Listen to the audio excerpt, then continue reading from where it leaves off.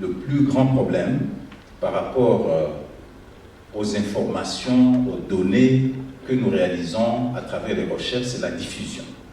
Donc, Madame Joly m'a fait apprendre que les candidats sont éparpillés un peu partout pour diffuser leur savoir. Ce qui est déjà très bien, n'est-ce pas? Alors donc, sur ce, je vais rapidement inviter la première candidate, n'est-ce pas? Le compteur est là et la gardienne du chronomètre va être Madame Julie, mais il suffit de regarder, hein, ça part de 180 jusqu'à 0. Lorsque ça arrive à 0, vous n'avez plus le temps. Donc, mesdames et messieurs, j'ai l'honneur de vous présenter Madame Clara Lagat,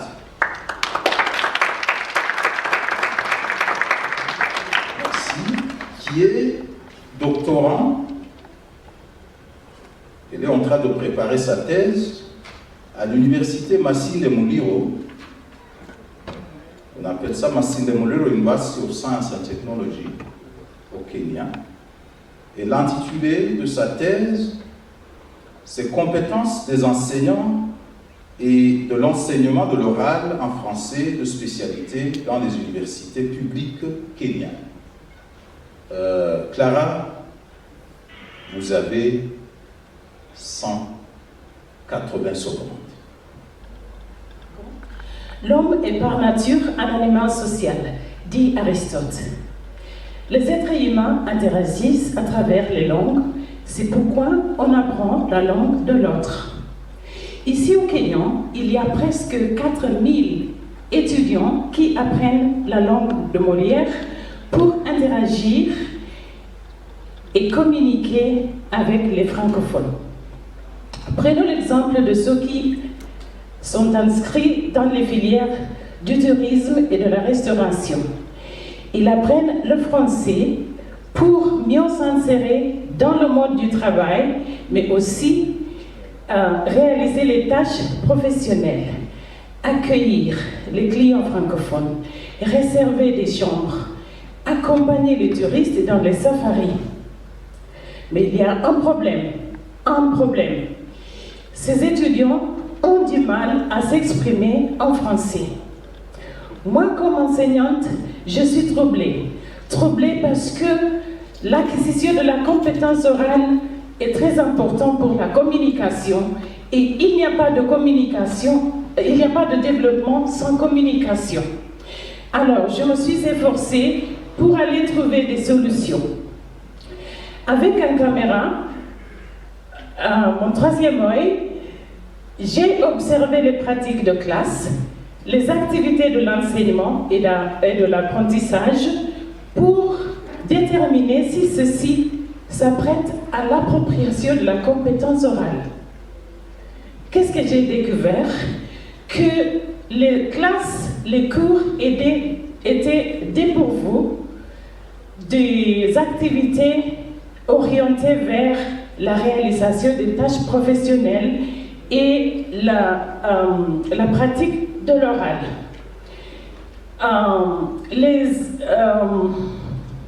Les enseignants disent que les apprenants ne sont pas motivés et qu'il manque des ressources nécessaires pour travailler l'oral en classe. Mais dites-moi, l'acquisition de la compétence orale n'est-il pas fonction de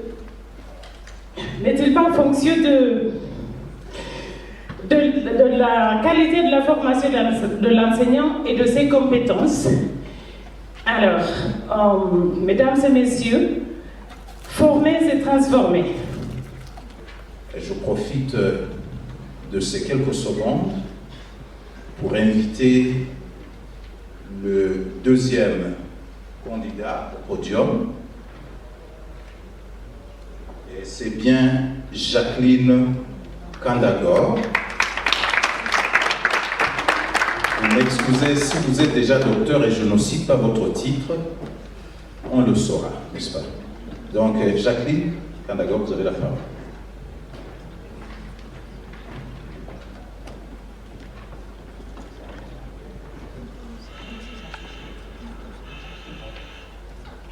Imaginez un monde où on n'arrive pas à distinguer entre le bien et le mal.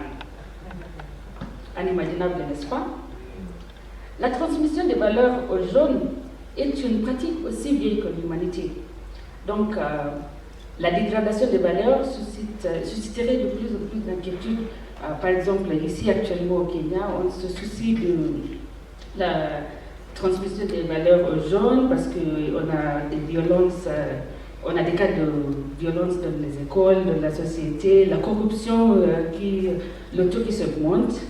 Et dans les anciennes sociétés, l'inculcation des valeurs aux jeunes ou la transmission des valeurs se faisait oralement et au niveau collectif. Tout le monde s'occupait de la transmission des valeurs aux jeunes. Mais actuellement, oui, vous devinez, la tâche est confiée à l'école. À travers les manuels scolaires que nos enfants, vos enfants, lisent, le système éducatif, et derrière le système éducatif, on a le gouvernement, est censé de transmettre des valeurs aux jeunes.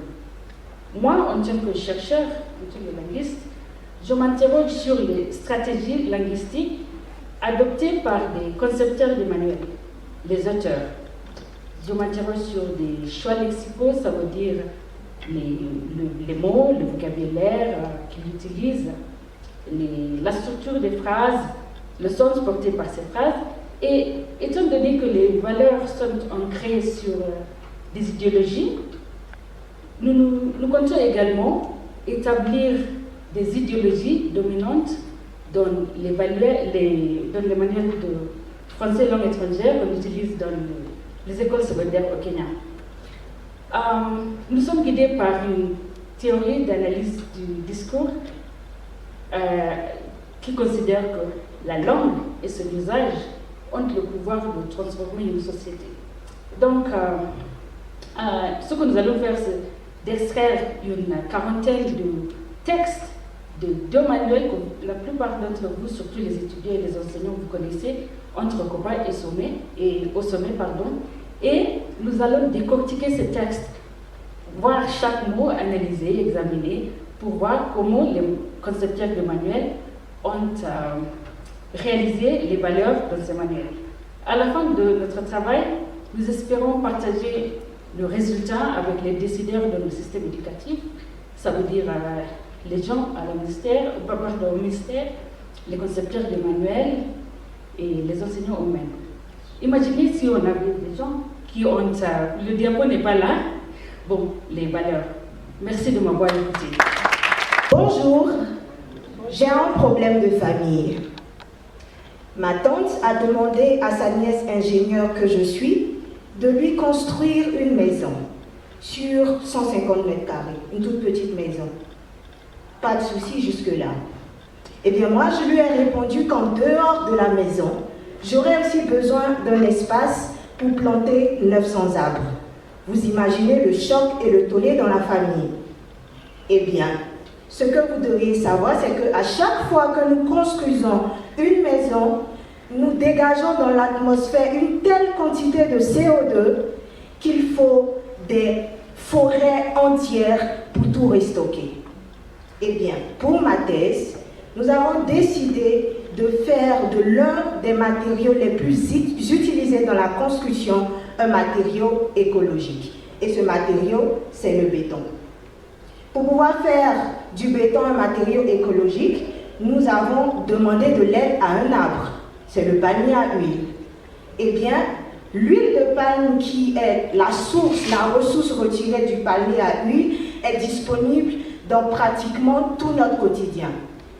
Le beurre, les produits cosmétiques que nous utilisons et même nos aliments et les déchets résultant de la production de l'huile de palme sont simplement rejetés dans la nature. Alors, pourquoi ne pas les utiliser?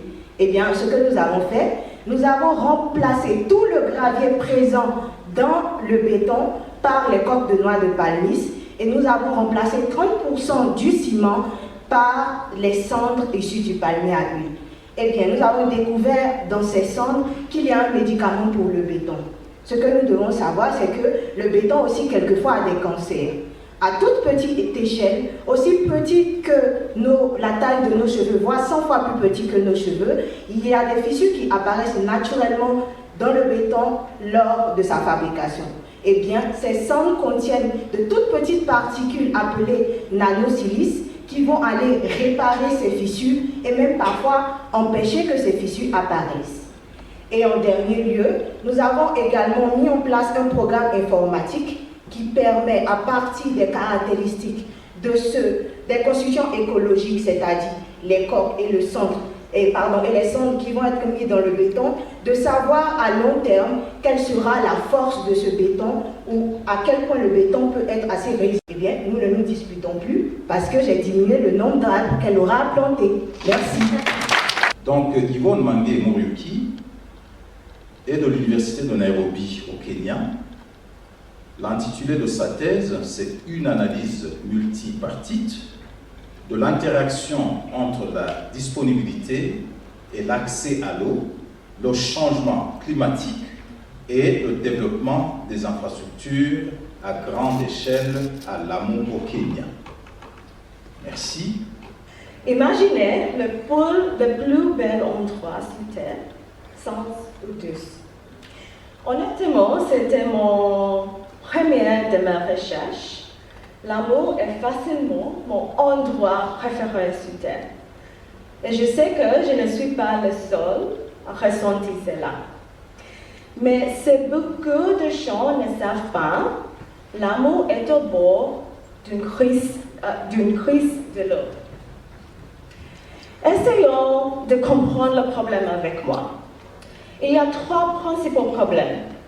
Le premier problème, il y a un développement infrastructurel en cours, à savoir l'ACCET. L'ACCET devrait multiplier par 12 la population de Lamu. Le deuxième problème, c'est la taille de source d'eau de Lamu. Sont pauvres, obsolètes et dépendants des eaux souterraines. Par exemple, regardez cette photo. Il s'agit d'une structure traditionnelle de collecte d'eau qui s'appelle un jabia. Le troisième problème, c'est le changement climatique. Le changement climatique a un impact sur l'eau de Lamu en termes d'accès et de disponibilité à la source. Regardez cette autre photo. C'est la digue de Lamu. Comme vous pouvez le voir, l'eau dépasse la digue. C'est l'épreuve du changement climatique. Pour reprendre les autres questions, j'ai appliqué une méthodologie de recherche transdisciplinaire. Qu'est-ce que cela signifie? Recherche active axée sur la résolution participative des problèmes. Sont très collaboratives.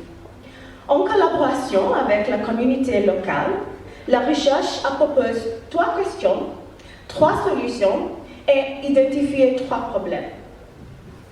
D'abord, toutes les décisions concernant l'eau doivent être prises par les principales parties prenantes à Lamu. Cela devrait être évident, mais c'est un problème majeur à Lamu. Les personnes qui utilisent de l'eau ne sont pas les décideurs. La deuxième solution, nous devons corriger les processus politiques au Kenya. Dans ce cas, le processus d'évaluation de l'impact environnemental. Le processus devrait intégrer le changement climatique dans les décisions de développement. Et troisième, dans le cadre de l'ACCET, investir massivement dans la modernisation des infrastructures hydrauliques. Encore, cela devrait être évident, mais c'était un très grand problème au Lamu. Merci. En classe de terminale, mon prof de maths qui avait un peu plus de 50 ans avait pour habitude de sortir de la salle de classe 2 à 3 fois pendant un cours qui durait 2 heures de temps pour aller courir. Et il sortait pour aller aux toilettes et il sortait en courant. Mon prof de maths souffrait de troubles urinaires et comme lui, plus de 90% d'hommes âgés entre 45 et 80 ans souffrent de troubles urinaires qui sont généralement liés à des troubles au niveau des cellules de la prostate qui peuvent conduire soit à un désordre qui peut être bénin ou malin, conduisant ici soit au cancer de la prostate ou à l'hypertrophie bénigne de la prostate. Heureusement, de nos jours, il est connu un couple qui est la plante médicinale Prunus africana, encore appelée pigeon, et le champignon mycorrhizien. Tenez-vous tranquille, ce ne sont pas ces champignons qui poussent sur du pain moisi ou alors sur de la bouffe, non. Mais ici, il s'agit de ces tout petits champignons qui sont invisibles à l'œil nu, qui s'associent avec les racines des plantes et comme ça forment une association à bénéfice réciproque. Comme l'a si bien dit malheureusement Michel de Montaigne, on n'abuse que de ce qui est trop bon. Donc malheureusement pour cette plante, elle a été surexploitée et aujourd'hui sa population a carrément disparu dans certains sites où elle était avant et c'est comme ça que j'interviens dans le cadre de ma thèse où je mets sur pied une stratégie pour développer la plante, régénérer la plante et comme ça domestiquer la plante dans les sites où elle a carrément disparu de nos jours. Et pour y parvenir, je me suis déplacé au Mont Cameroun et dans la région du Mont Manego, du Mont Kenya, où j'ai collecté les racines du sol et le sol, dont j'ai développé un biofertilisant, lequel j'ai utilisé pour inoculer les plants de Prunus africana. Et j'ai constaté qu'au bout d'un an, les plants qui avaient été inoculés avec un meilleur développement et une concentration plus abondante en produits phytochimiques ou en produits chimiques, substances chimiques de la plante. Et par ailleurs, j'ai constaté qu'une plante pouvait avoir plusieurs partenaires fongiques. Donc, comme mon prof, il y aura toujours des solutions pour la plante. Merci. Le docteur Leonora Lutiani Mugala, qui est de l'université Kenyatta au Kenya, et qui a travaillé sur un sujet très intéressant, notamment l'efficacité de la perspective actionnelle sur la production écrite des lycéens aux écoles kenyanes du comté de Nairobi. Dr Mugala, qui a eu son doctorat très récemment à l'université Kenyatta, va passer au podium pour nous faire sa présentation en 3 minutes. Bonjour. Qui est cette fille qui enrichit la stabilité sociale? Qui est cet homme qui enrichit la bonne santé? C'est qui promouvoit les croissances économiques? Vous pouvez me dire? Détendez-vous. C'est une belle fille, avec la beauté que vous ne pouvez pas imaginer. Elle est ici. Elle s'appelle la pédagogie de la production écrite par l'approche actionnelle. L'omniprésence des écrits sur la presse est partout. Et quelquefois, il interfère avec la production écrite chez nous.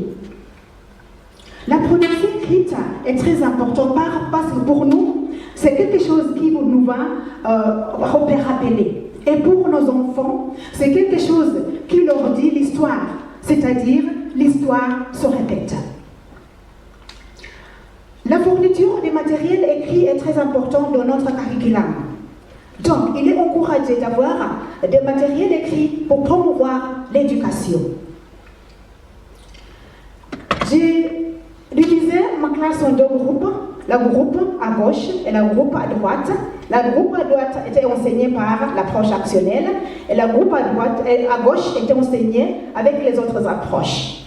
L'approche actionnelle, c'est une approche par tâche. Approche où on crée des scénarios réels. Même dans l'auditorium ici, on peut créer des scénarios réels. L'enseignant est le facilitateur et l'apprenant est l'acteur social. Donc, ce groupe-ci était enseigné par l'approche actionnelle et cette-ci était enseignée par les autres méthodes. Donc, après avoir analysé les résultats, quand j'ai fait une évaluation positive, j'ai constaté que le groupe qui était enseigné par l'approche actionnelle pour produire un dialogue entre un vendeur de tickets et un client. Le groupe-ci avait des bons résultats par rapport au groupe qui était enseigné par les autres approches conventionnelles. Donc, étant donné que la production écrite est très importante, il est très important d'utiliser l'approche actionnelle pour faire nos élèves écrire, pour faire nous-mêmes écrire, parce que l'écrire, c'est comme une histoire qui se répète toujours. Merci. Elle a travaillé sur la création littéraire dans les limites du genre de la nouvelle, une investigation du potentiel persuasif de la rhétorique aux confins de l'appel pathétique. C'est toujours 180 secondes. Madame le docteur, s'il vous plaît.